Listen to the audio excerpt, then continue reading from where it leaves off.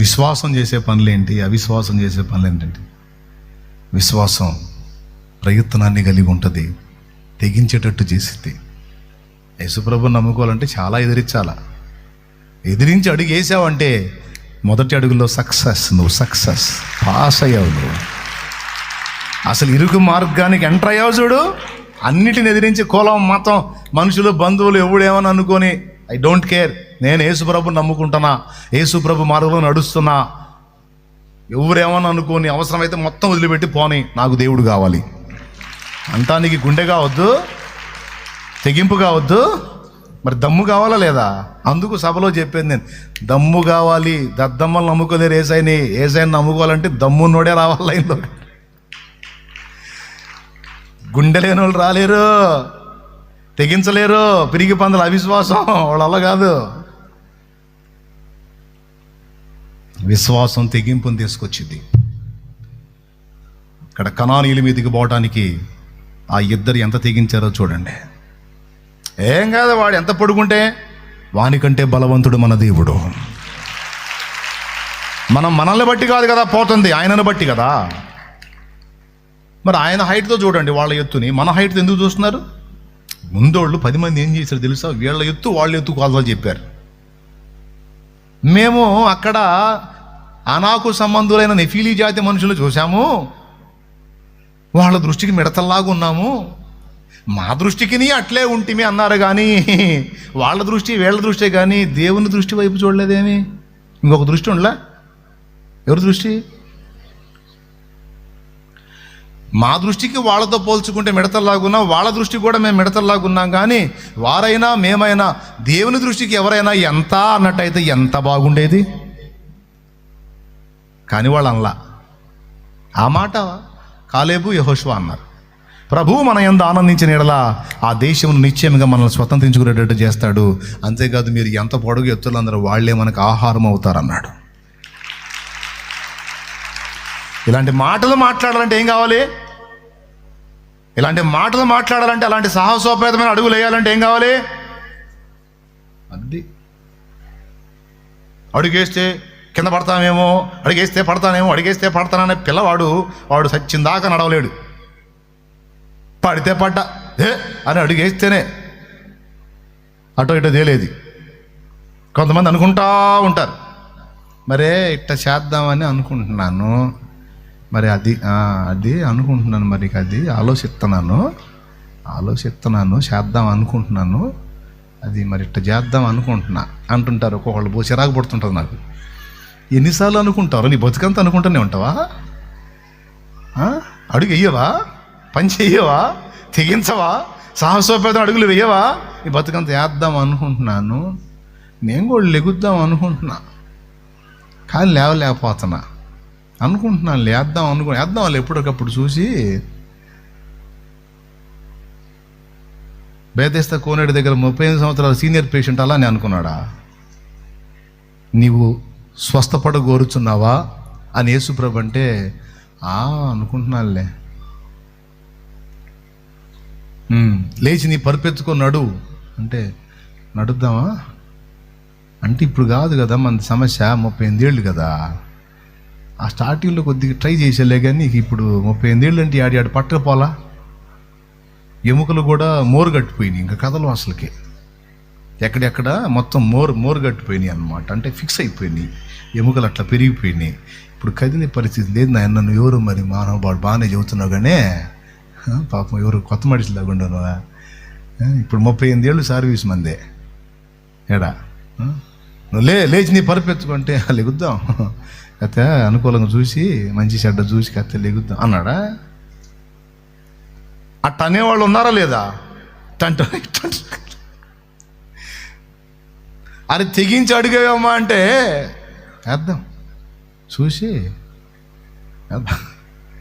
తెగించి అడిగేవా? విశ్వాసాన్ని బట్టేవా? దేవుని బట్టేవా? వేద్దాం. అదే అనుకుంటున్నా. నేను లోపల నవ్వుకొని ప్రార్థన చేసి జంపు. నేను ఈడ ఈ బతుకంతా అనుకుంటానే ఉంటాడు, తెగించి అడిగాడు పాడలేదు, వీడి కర్మ ఇంతే అనుకోని.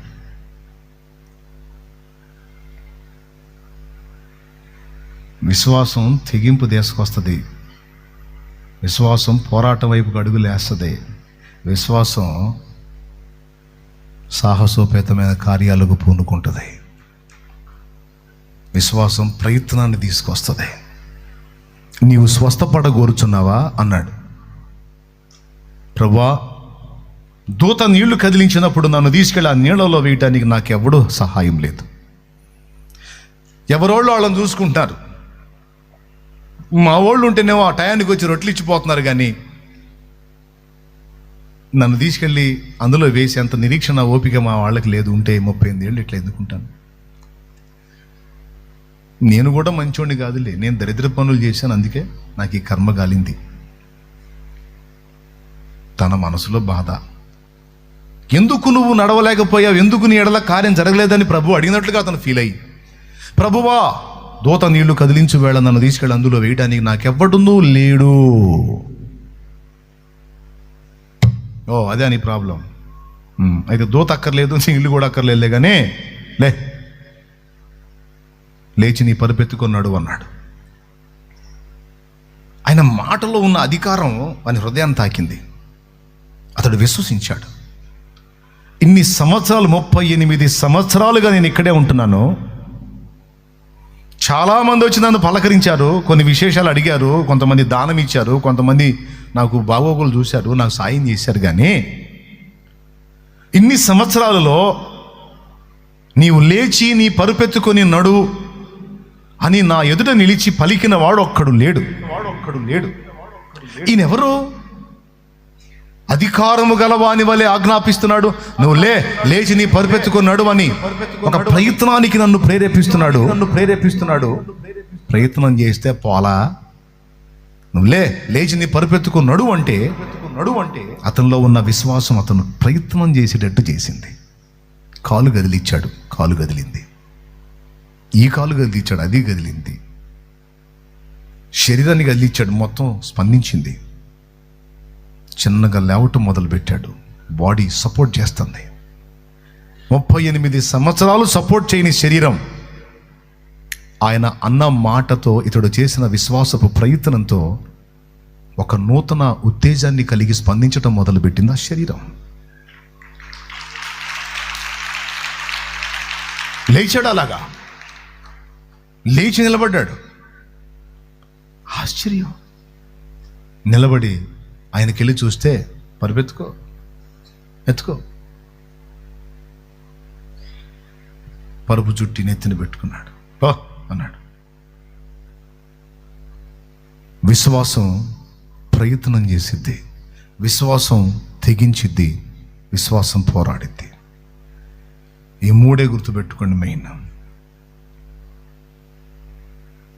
విశ్వాసం దేవుని వివేచనను అందిపుచ్చుకుంటుంది, దేవుని కదలికల్ని గుర్తుపడుతుంది.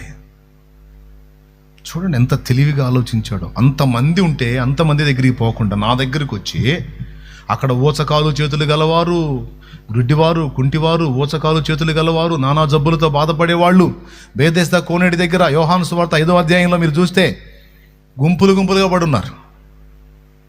అంతమందిని వదిలిపెట్టి నా దగ్గరికి వచ్చి నన్ను లేవమంటాడేంటి? లేచాడు. 38 సంవత్సరాల దరిద్రం ఒక దెబ్బతో వదిలిపోయింది. యేసు నామమున హల్లెలూయా. ఎందుకు మనం దేవుని స్వతంత్రించుకోవట్లేదంటే విశ్వాసము విషయమై బలహీనపడ్డాం. కొద్ది గొప్ప విశ్వాసం ఉన్న తెగింపలేని స్థితి, కొద్ది గొప్ప విశ్వాసం ఉన్న పోరాడలేని స్థితి, కొద్ది గొప్ప విశ్వాసం ఉన్న ప్రయత్నించని స్థితి. ఇది ప్రాబ్లం. దేవుని అన్నీ నీకు అందుబాటులో ఉన్నాయి, కానీ నువ్వు పొందలేకపోవటానికి మొట్టమొదటిది విశ్వాసమును బట్టి ప్రయత్నం చేయకపోవటం. విశ్వాసం కొద్ది గొప్ప కలిగి ఉండి ఆ ఉన్నదన్న ప్రయత్నం చేయడానికి పూనుకోరు. అదే ప్రాబ్లం. వామ్మో మన వల్ల కాదు, వాళ్ళని జయించలేమని పోరాటం మాని తోక ముడిచారు వీళ్ళు. కానీ వాళ్ళు మాత్రం ఆ ఇద్దరు నిలిచి గెలిచారు. దేవుణ్ణి బట్టే గెలిచారు. వెళ్ళగొట్టారా లేదా? వాళ్ళందరినీ వెళ్ళగొట్టలేదా? విచిత్రం చెప్పనా, వాళ్ళందరినీ నీళ్ళు కూడా కాదు, కందిరీగలు తరిమినాయి. దేవునికి సాధ్యం బ్రదర్. నువ్వు నమ్మి అడుగులు ముందుకేస్తే నీకు అడ్డుబండలుగా ఉన్నటువంటి ఆ నెఫీలీయులని నీ కంటికి కూడా సరిగ్గా కనపడని ఈగలను ఉపయోగించి వెళ్ళగొడతాడు ఆయన. ఈగల్లాంటి వాటి చేత వెళ్ళగొడతాడు ఆయన.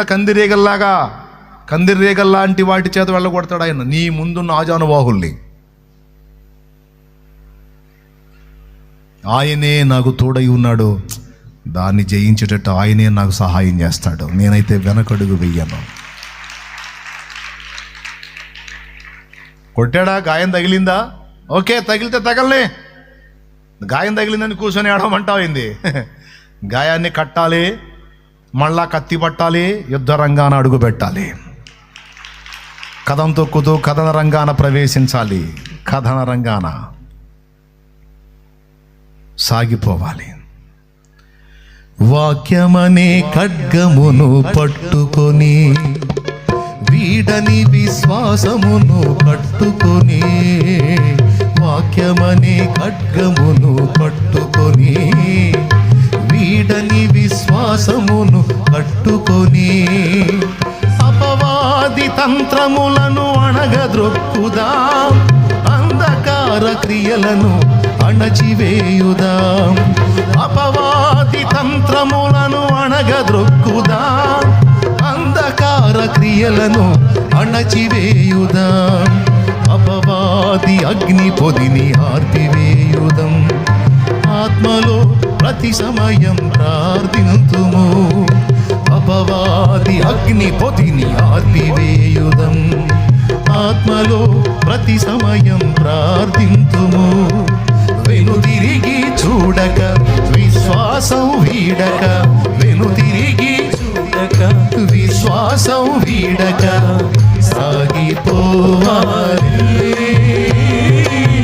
సాగిపోవాలి,